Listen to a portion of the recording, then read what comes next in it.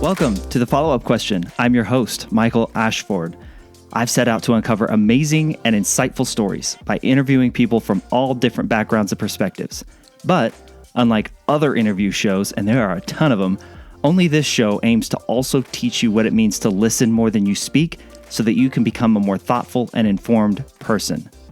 I am a former journalist who believes everyone has a story to tell, and that listening to someone speak their truth and their experience is one of the most human things we can do. More than ever, there's a general lack of willingness to go deep, to understand why people think, act, and believe like they do, especially when there are differences of opinions. And my goal is to counter this by asking my guests questions and getting out of their way. By seeding the narrative and simply asking the next question, I hope the stories that deserve to be told come to life so that we all might better empathize with the people, the human beings around us.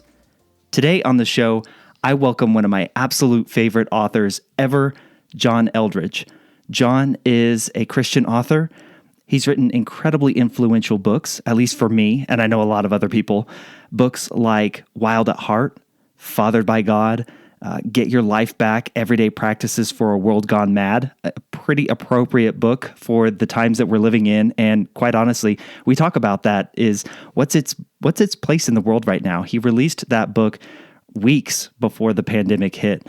And so we talk about that. Beautiful Outlaw, just some of the books, some of the titles that John has authored, just amazing, insightful, kind, loving, caring works that point people to God. And I really wanted to ask John, how does a Christian show up in today's world? Politically, spiritually, emotionally, how do we not give up hope? How do we have hope that all is not lost? That's one of the questions that I asked John. And no matter what you believe, I think there is some value to be gained from this interview. John is incredibly gracious, caring, and funny. And I think everyone can get a little something from this conversation. So here it is, my interview with John Eldredge. Does your perspective over time with the books that you write, does it change their place in the world, the place where you originally wrote them versus how you see them now? That is a great, great question, a thoughtful question. So here's a fascinating little test case. We are relaunching, so to speak, Wild at Heart and Captivating next year. Right.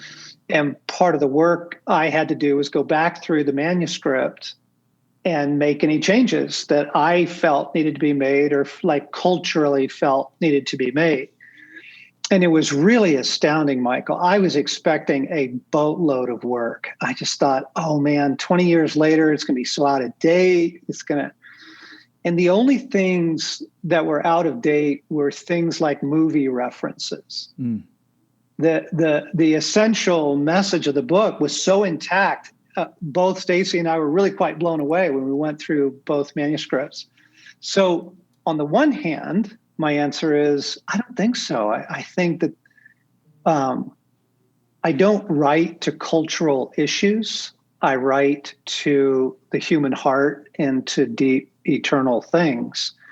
And so in that regard, I hope it doesn't change, know. On the other hand, using Wild at Heart as the example, when I wrote Wild at Heart, back in the early 2001, so 20 years ago, the culture was really in a big masculinity crisis. But now gender has so imploded that culturally gender isn't even a thing anymore. It's a spectrum. And little school children in California are told that they can choose their gender along a spectrum of things. So it was a very needed message in the moment. I think it's an even more needed message now. The most recent book that you came out with, Get Your Life Back, that came out before the world shut down. How, I guess if we're talking about relevancy, how do you see that book and its message now playing out with the world that we are faced with right now? right? Like, how crazy is that? It's pretty sobering. I mean, there's something really beautiful in the story that God cared enough for his people to get that book literally released 2 weeks before quarantine, the pandemic and all of Right. that. It came out early February, and everybody's cruising along fine. And, at least in the Western world, kindness of God to bring that message out. But here's the troubling thing, Michael, is that the case I was trying to make. So if we can all just go pre-pandemic for a moment, remember 2019, 5 years ago. yeah, right. The concern I had as a therapist, as an author, as a father in the faith, the concern that I had was that the operative baseline of most people was pretty thin, pretty low, and that we were operating from pretty low reserves. In other words, the world was already frying us. And in the introduction, I was trying to describe that we were living in a perfect storm to fry the human soul. And that was 2019. So, in terms of cultural relevancy, it's all the more tragic. It's all the more real. It's all the more urgent that we take care of our souls. I mean, think of it. Okay, so they take away your normal. They keep you in constant uncertainty. They regularly introduce new messages of fear, and they do not let you get your equilibrium. Okay, that is exactly what they do to prisoners of war when they are under interrogation. And that is what happened to the entire human race in the last 6 months. I mean, it's the constant uncertainty, the fear messaging, they take away your normal, you've lost kind of all your normal, and the chaos. And like, this is hard on the human soul, folks. So yes, the message of please care for your soul. Please be very intentional about that. Feels more urgent than ever, doesn't it? For sure. And when you reference they, who are you talking about there? Well, when I was in the example of interrogating prisoners of war, I would say the right. prison guards, the right. prison keepers, the hostile government, the terrorists, or whatever.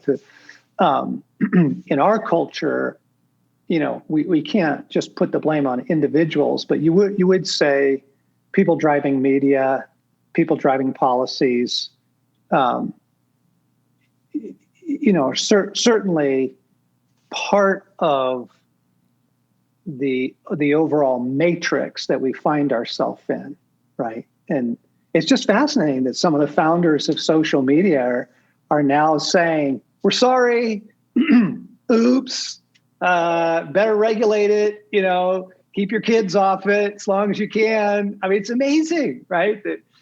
I forget who wrote the letter, but there was a letter from some of the founders, even of Apple's products, back to Apple.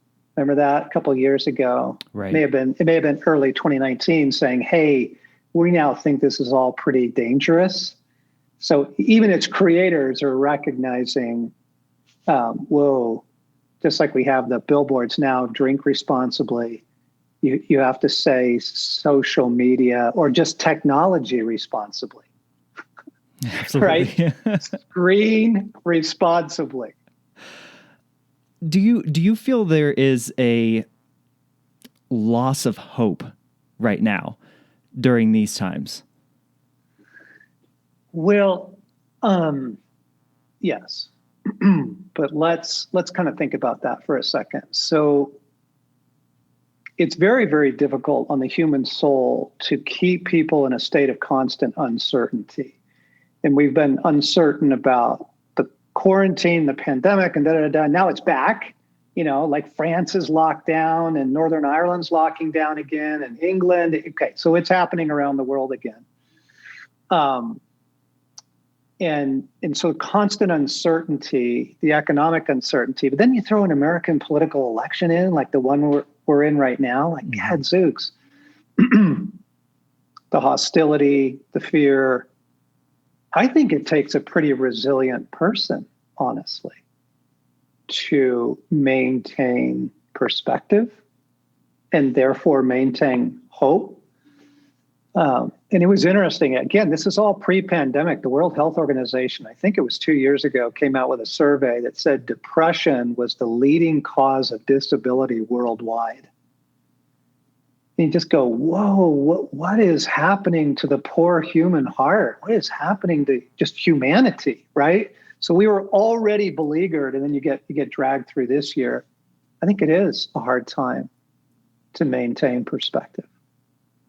John, how do you hold the perspective then that all is not lost? Where do you retreat to, if that's the right phrase there? Well, so let's get real practical. On the one hand, I really have to regulate my news intake. I basically now I'm down to the basics, like 5 minutes a day, like get in, get the basics, get out.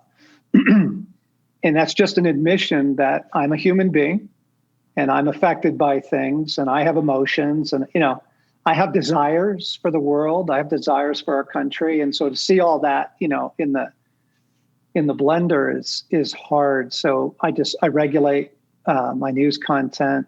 I'm very intentional to spend time with God, to give him my attention. You see, this was a fascinating thing. And this was before the pandemic. I read a brilliant book by Matthew Crawford called The World Outside Your Head. And in the opening chapter, he makes a fascinating case that the last piece of real estate that everybody is fighting for in the world is your attention. Everything's clamoring for your, so thus clickbait and push notifications and, all that stuff, Google ads and in that. I'm very intentional about giving God my attention. But there was a pretty funny moment the other day. I was upset by American politics and upset by my friends in American politics. And just in this beautiful moment, Jesus said to me, "Hey, John, nothing is ending." I'm like, "No, yeah, it is. Everything's ending. Life as we know it is ending." That I was not in a good place. And just to have him say that, Michael. So I'm having to make deliberate choices to believe that, deliberate choices to say, I believe you, God, and I believe your promise that your return is actually very near. I believe the promise of the restoration of all things is very near. I mean, it changes everything. John, where do you see a Christian in today's political climate? Where do we fit in? And I say we because I am a Christian. Where do we fit in all this? Yes. Well, where do we or where should we? What's the question? That's a great question. Where do you believe we should fit in? I love the epitaph that's on Athanasius's tomb. It's 3 words: Athanasius contra mundum. So Athanasius, great founder, defender of the faith in the 4th century Council of Nicaea, really fought for the divinity of Christ. Athanasius contra mundum, Athanasius against the world. The Christian should always find themselves in an awkward tension with the world around them. On the one hand, love, compassion, empathy, engagement. On the other hand, we don't exactly fit well into the ethos of any day, any era. Whether it's 1950s America or however that was romanticized, or right now. And so I was telling Stacy, I'm so glad you asked this question because I've been wanting to say this to someone. Here's my line on that. If you find your political preferences fitting warmly into the prevailing cultural values of your day, it should really shock you. You should go, wait, what? How did this happen to me? Whoa, frog in the kettle. Because there's just this, there is a tension between it, both in the Old Testament and the New, whether you have the story of, Daniel in Babylon or Joseph in Egypt, or in the New Testament, Paul in Corinth, there is always a tension because we don't fully buy in. We don't agree on everything. And the big thing we don't agree on is this. People want the kingdom without the king. They want the kingdom without the king. So I have a confession. I absolutely love Yeti commercials.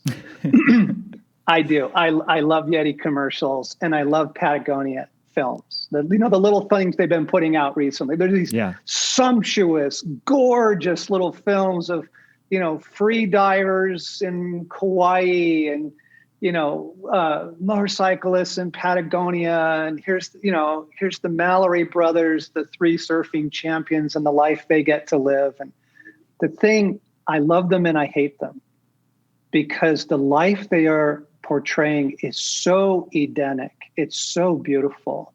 It is what our humanity was made for. It is a more soulful human life. The problem is they want the kingdom without the king. And the Christian holds to a posture of not without God, not without your creator, not without the one who loves you and redeems you. You don't. But the world says, oh, we don't need that. Why do you drag religion into this? You don't need to drag religion into this. Come on, let's just all. And I want to go, look, you are not going to address the deep fundamental issues of the human heart through NPR. You're just not. I'm sorry. Or Patagonia or Fox or anything else. Pick your program. It's not going to happen. How do you heal humanity? Well, you heal the human heart. How do you heal the human heart? Only God can do that. And not just heal, but transform, genuine transformation of humanity. The French school teacher that was beheaded in France by Muslim extremists, you're not going to fix that with policy. That only gets fixed by a transformed heart. And only Jesus Christ can transform the human heart. The question that you said Christians should ask of themselves is how they fit into culture. And I think I don't want to insert my opinion into this. Does that require? Oh, please do. Come on. Does that require? We want to know. What is your opinion? Does that require a level of self-awareness that a lot of people are not willing to broach with themselves? Well, do you find that to be the case? I should say. Well, okay. So here's the fun thing: is I've been a therapist for 25 years. Right. So you're asking the right guy that question. Nobody likes to look in the mirror. Nobody likes their friends coming over and saying, "Hey, Dale, can we just talk to you for a minute about some stuff you do that really bugs us?" No, who wants to be on the end of that conversation? Or in a marriage, when your spouse looks at you and goes, "You know what? I've had it with your da da da da da." Nobody wants to be on the receiving end of that kind of self-discovery, that kind of self-revelation. So there is a staggering lack of reflection in humanity as a whole. People don't until their life blows up, right? People don't come to therapists until things are bad. They don't go when things are good. And And so is there a lack of honest reflection? I think so. For example, you do not have to be a theologian to understand the doctrine of original sin, that there is something fundamentally wrong in the human heart. But there's a naivete out there that we can fix our problems if we just get so-and-so into office, if we can, if we just get our policies, if we just get and you're like, people, Christians, like enough people of faith, like, hang on, time out. Like, what are your basic operating assumptions about God's project in the world? Because there is a staggering naivete that then pulls them into these, passionate positions. Yeah. How do we reflect in such a way that it is restorative and purposeful, and not let it go down the path of misery and beating ourselves down to the point where the devil has an entrance, right? Does that question make sense? Yep, totally. So now we're back to a personal level, not a socio-cultural level. Okay. Only in the context of love. Only in the context of being loved. Because with the difference with the Dale, hey, can we talk to you about your thing that bugs us? The difference is if these were actually people who really loved you and you were totally safe in their love. And then you'd be like, oh, I'm open. What? Please show me. Like the difference, everyone wants to be a better version of themselves. And most of us entertain better versions of ourselves in our minds, right? Like right. we got to have the ideal me, there's the idealized self. And then, and so in the context of love, in the context of the love of God, he can say the things Jesus says to people and gets away with. And you go, look, this is the most loving man in the world. And he is pretty frank with people. The folks in John, what is it? It's around John 8 that follow him, because he did some miracles and fed a whole crowd with a boy's lunch. And they find him on the other shore. They follow him. They find him, a county away. And he says, you're only here because you had a free lunch. It's like, you don't really want me. You're here because you got a free buffet. Like, he's very frank with people. But it's all in the context of love. And so when he shoots straight with us, we can receive it without, because what you were saying is, how do you stay out of the scar-like pit of shame, guilt, self-reproach, hatred, hopelessness, kind of thing? Love. God is disrupting our lives, but in love, for love, towards restoration. I want to go back to something you were talking about and mentioned very briefly earlier, talking about wild at heart and the role of a man. The role of a man in today's society. How do you see that, and how should a man show up every day? Well, that's it. There you go. Show up. Yeah, I mean that. There are some fundamental things that are true to masculinity, no matter where you live or how old you are or what culture you come from. And courage is one of them. The courage to show up, the courage to be present, because men fear failure more than they fear anything else. And so if they smell failure, impending failure, I don't know how to talk to my 13-year-old daughter. I think it's going to go badly, so I'm just going to avoid it.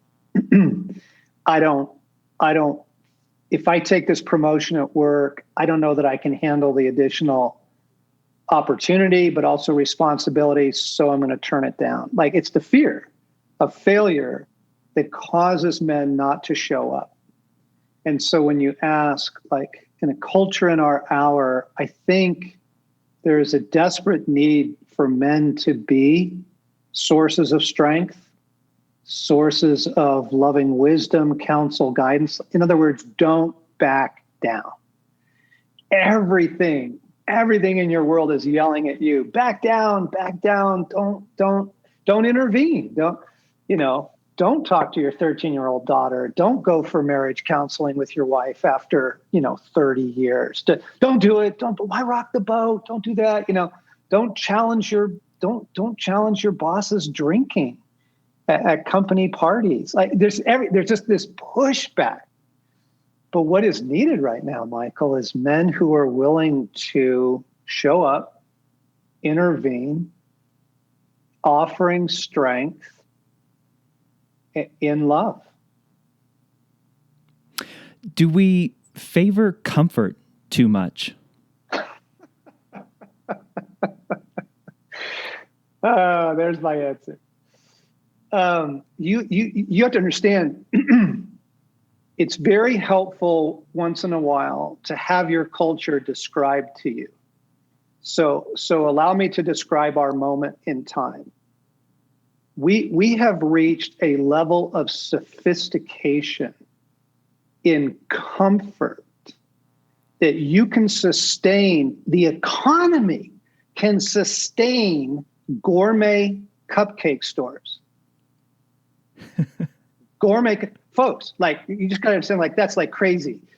That you have a culture where physicists design your running shoes, where you can't buy a car now that basically won't drive itself for you. And they want them to actually, have all cars drive for people and don't let people drive anymore. This is your moment. You can buy a house from your phone. You can, obviously, before the COVID, you could book international flights and travel anywhere in the world you wanted. And we just had no idea what amazing freedom we had like that. You go, hey, I've never seen Borneo. I want to go to Borneo. You could go. You just go.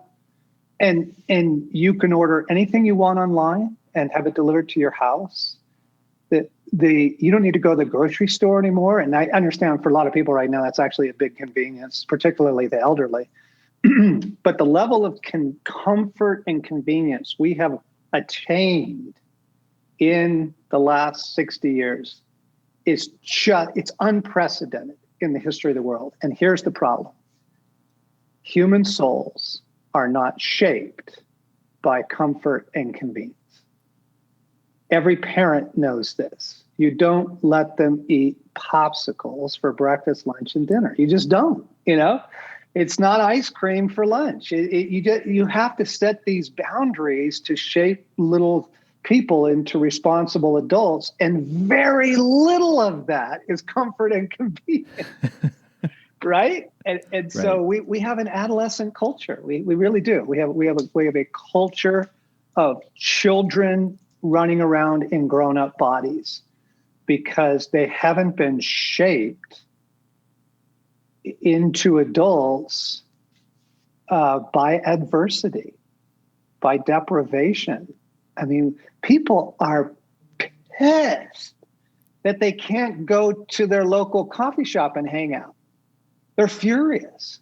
And you're like, what would your grandparents have said to that? But, yes, comfort and convenience has become it's not just that we attain the value of it. It really is the ruling value. It's the ruling value. If it's comfortable and convenient, we like it. If it's not, we don't.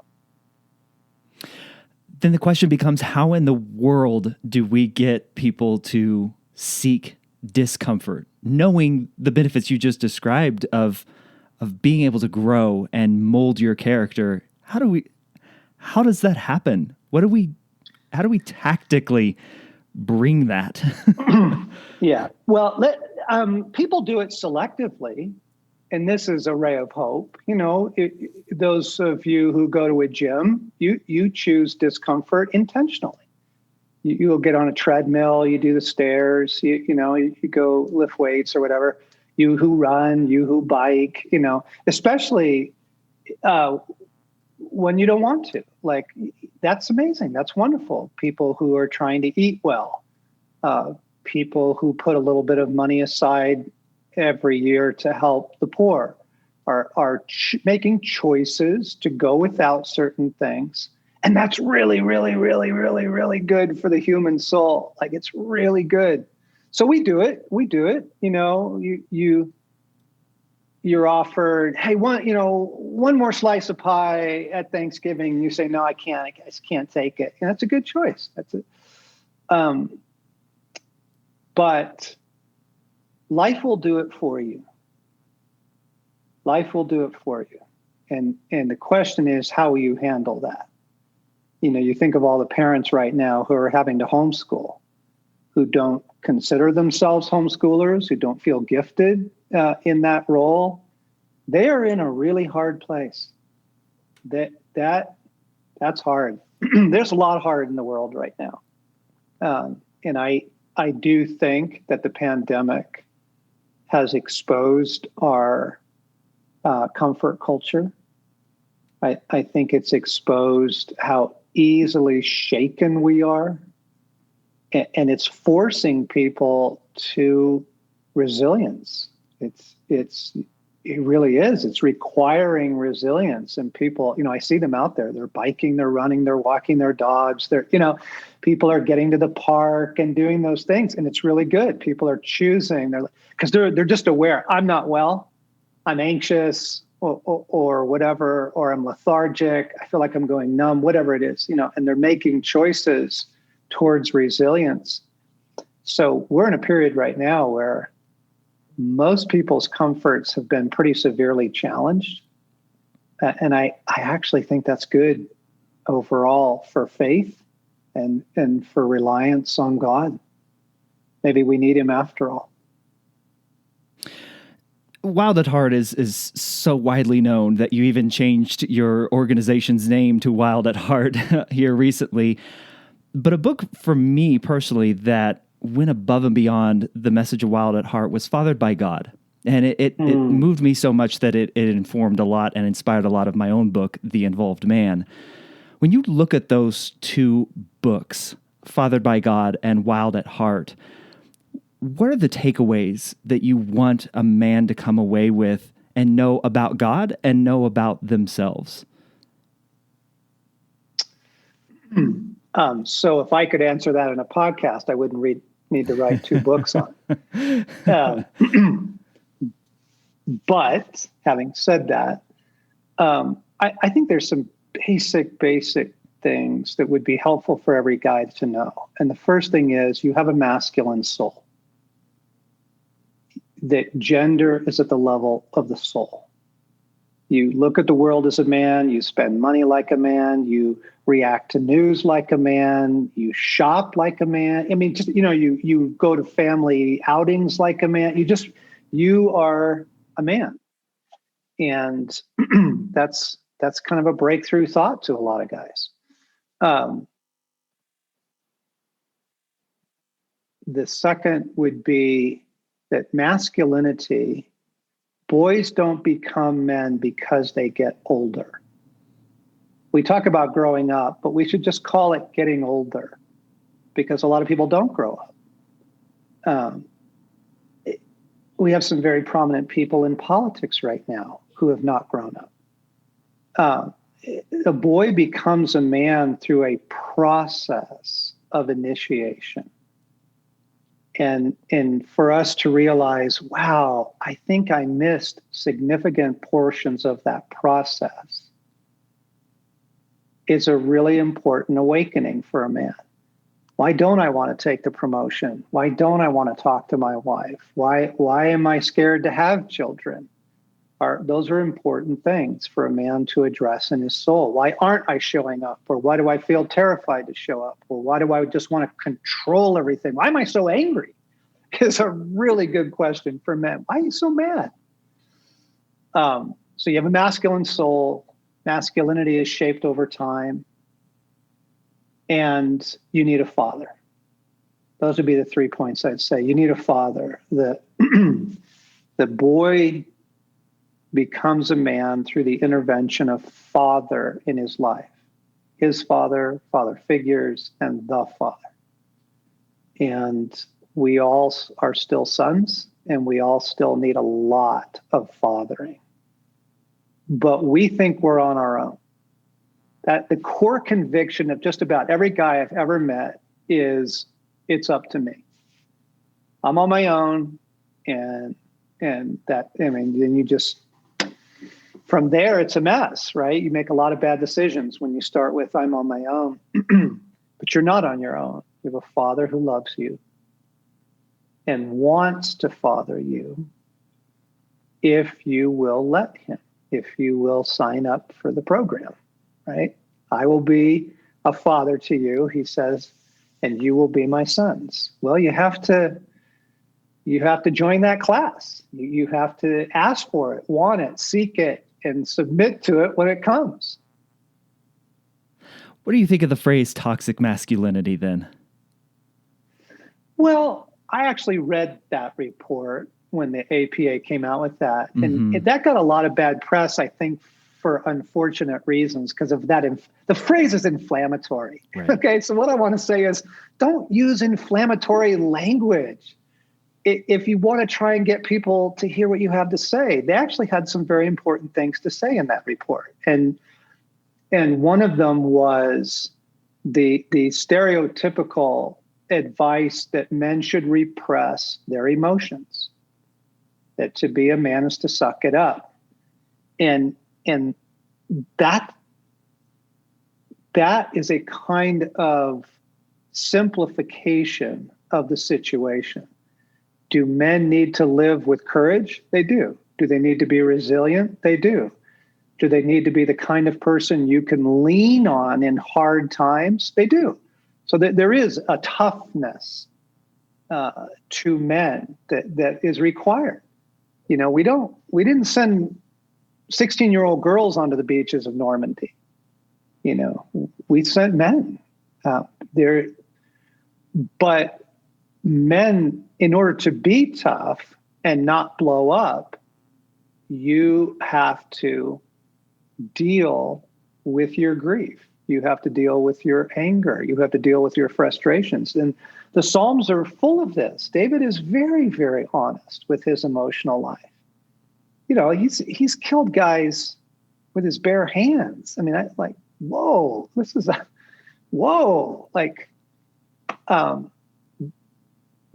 not a pansy.